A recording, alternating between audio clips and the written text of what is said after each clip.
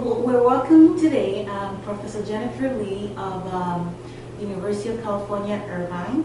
She's Associate Professor of Sociology, where her main research interests are in immigration, race and ethnicity, and also social inequality.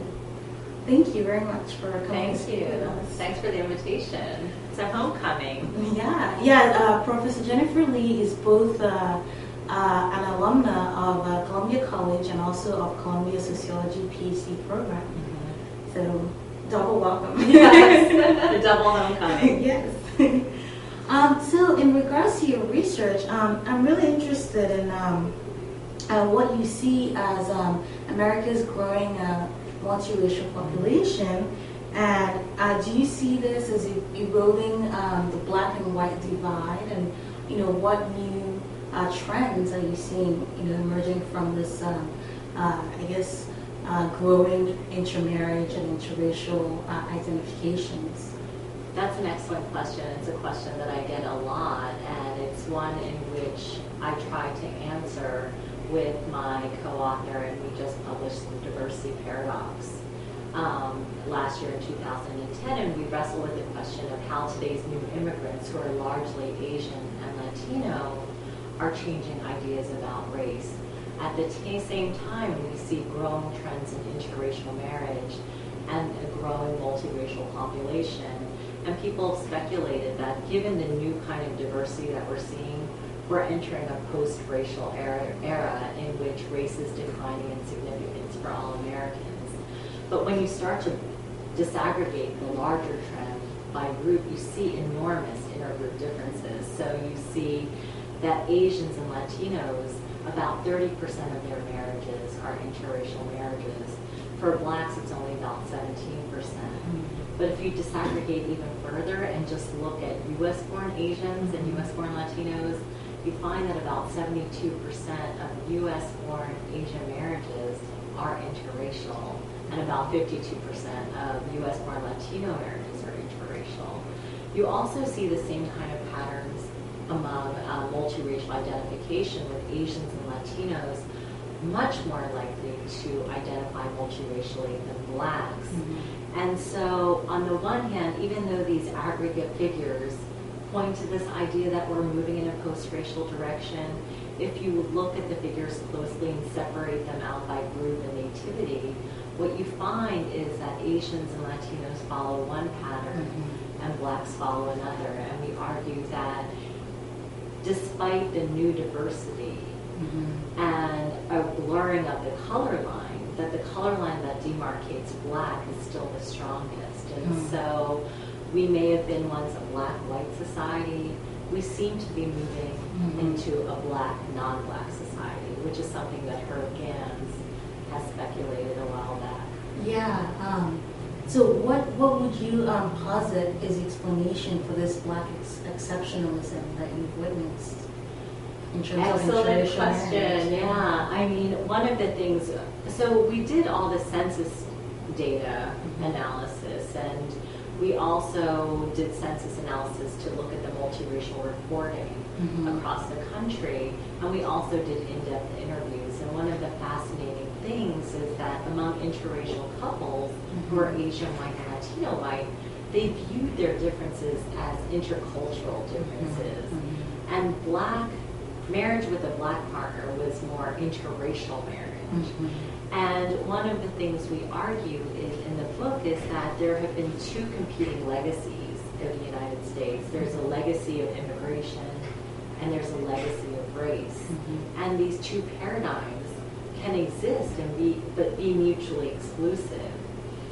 And because Asians and Latinos are largely immigrants who are the children of immigrants, their experiences and narratives about race are born of an entirely different paradigm than that of African Americans. Mm-hmm. The other thing that's important to note is that Black Americans are the only group who have been subject legally to the one-drop rule of hybrid descent, mm-hmm. which was initiated during slavery and then also formally legalized in a number of different states by 1925.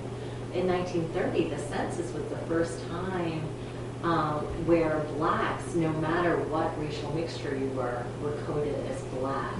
And so there has been a history through law and through census practices that have constrained the multiracial identification of blacks in a way that they haven't constrained the multiracial identities of Asians and Latinos. And so you're not finding the same kinds of patterns. I see.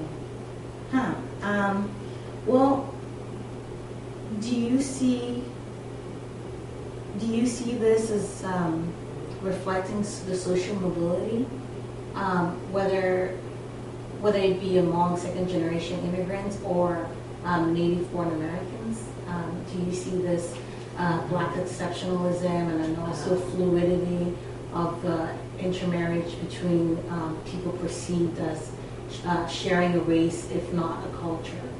You know, that's an excellent question, because I think a lot of people are interested in intermarriage because of what it signals and what it signifies from a theoretical standpoint. And what I argue that intermarriage and even multiracial identification is a barometer for the social distance between groups. And the fact that one finds consistent patterns of difference among the groups suggests that the social distance between the groups varies. And so in the immigration literature, there's also been this line of thinking that intermarriage marks one of the final stages of assimilation into the majority group host culture. And so it's also a measure of assimilation or incorporation in some regard. And considering that those terms have been used interchangeably with mobility, it does suggest something about the mobility trajectories of these groups. Very interesting. In terms of your research and its trajectory, what do you see as some of the remaining unanswered questions regarding intermarriage, whether it be cultural intermarriage or racial intermarriage? What do you see are the research questions that still require answers? So you're asking about the shortcomings of my book. I'm kidding. I think one of the things is that even though we did national level data and also looked at different states, the patterns that are happening in different states, the interviews that we conducted were in California, and California has long been reputed to be at the vanguard of racial change and social change. And so I think what would be interesting is to see what the experiences are like in a different locale. What is it like in New York? Is it different? Because the racial and ethnic mixture of the population is different. The other thing is the Latinos in California are largely of Mexican descent. That's a very different Latino population that's here in New York, where you have Puerto Ricans, Dominicans, Salvadorans, and so Latino means something different. The other thing I would say is that you're seeing a slow increase in intermarriage among minority groups. So Asians, Latinos, Black. What are the implications of those kinds of intermarriage for the multiracial population? So I think there are so many different and exciting avenues still to pursue for a young budding sociologist to tackle. Well, thank you very much for answering our questions. Thank you.